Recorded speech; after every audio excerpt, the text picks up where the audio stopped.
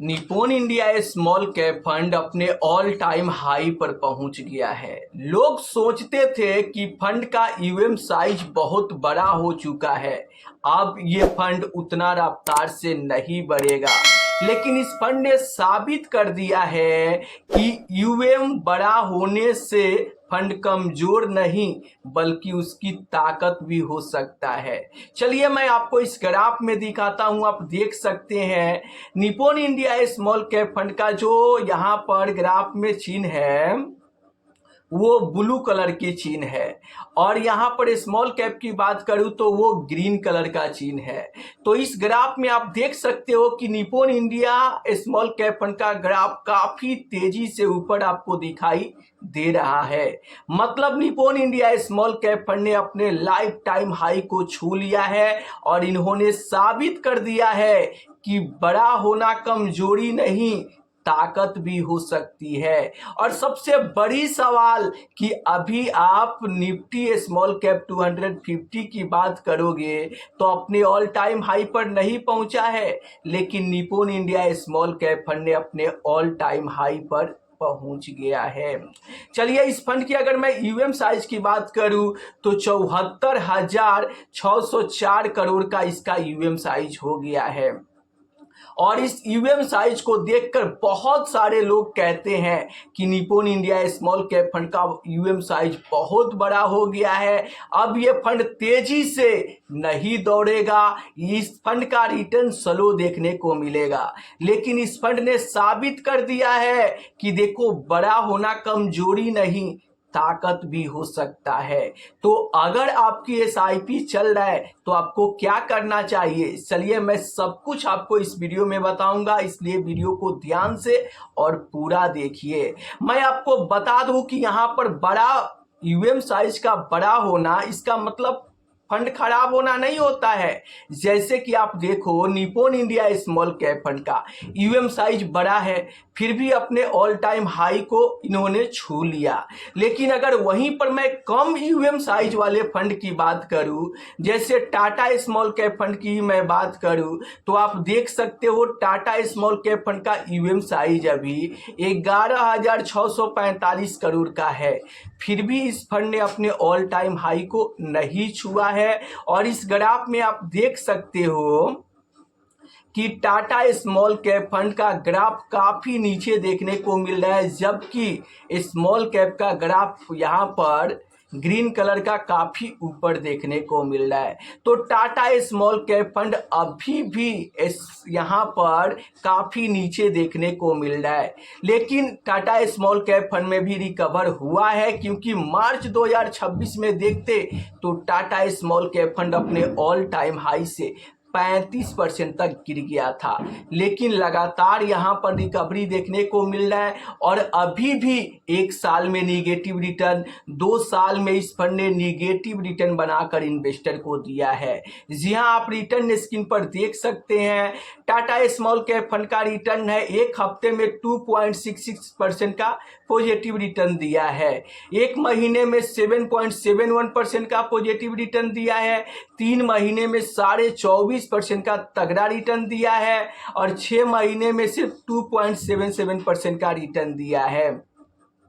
एक साल की रिटर्न की बात करूं तो अभी भी -3.77% का निगेटिव रिटर्न बनाकर इन्वेस्टर को दिया है, जबकि एक साल में यहां पर आप कैटेगरी एवरेज रिटर्न देखोगे तो 9% का रिटर्न देखने को मिल रहा है। अब आप सोचो, जहां पे कैटेगरी एवरेज रिटर्न 9% पॉजिटिव में है, वहां पे टाटा स्मॉल कैप फंड का एक साल का रिटर्न -3.77% का निगेटिव में है। और 2 साल की रिटर्न की बात करूं तो 0.5% का निगेटिव रिटर्न है और कैटेगरी एवरेज रिटर्न देखूं तो 5% का रिटर्न यहां पर देखने को मिल रहा है।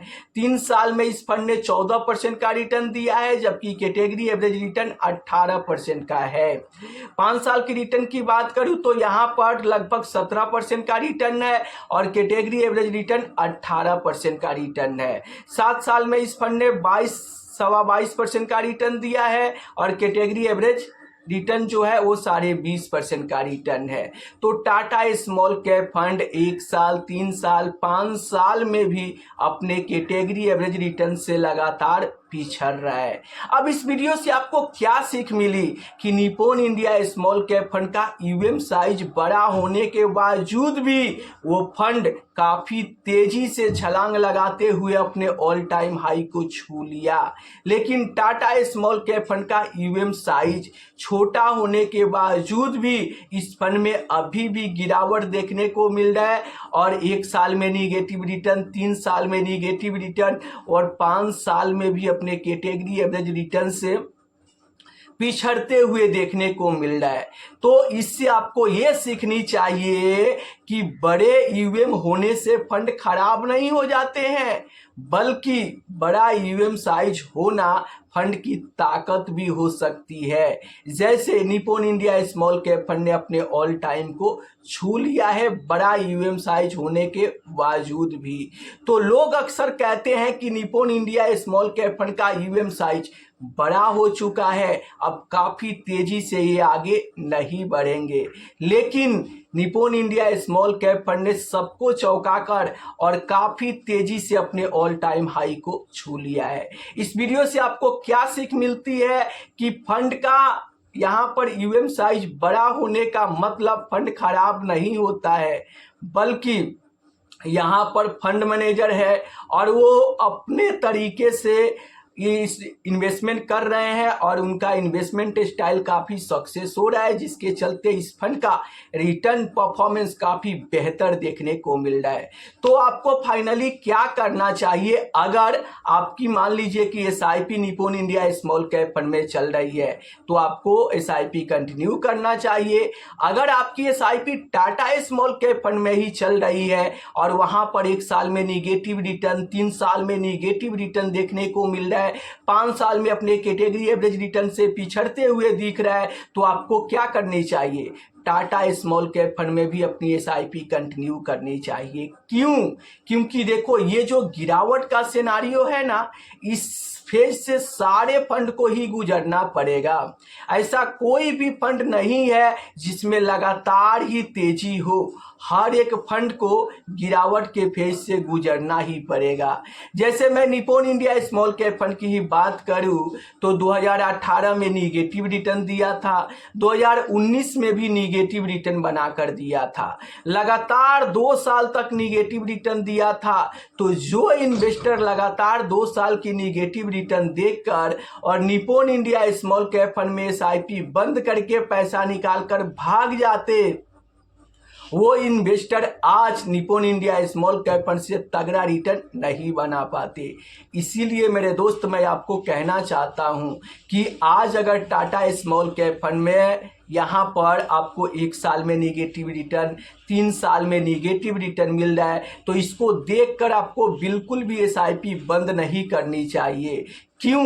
क्योंकि आज टाटा स्मॉल कैप फंड में आपको निगेटिव रिटर्न देखने को मिल रहा है, लॉस देखने को मिल रहा है, तो आप ये सोच के एसआईपी चालू रखो कि आपको सस्ते एनएवी में यूनिट खरीदने का मौका मिल रहा है और आप यहाँ पर एसआईपी चालू रखोगे तो सस्ते एनएवी में यूनिट ज़्यादा इकट्ठा होगा और जब यही गिरावट का फेज खत्म होगा तो यही फंड आपको आगे चल के तगड़ा रिटर्न बनाकर देगा।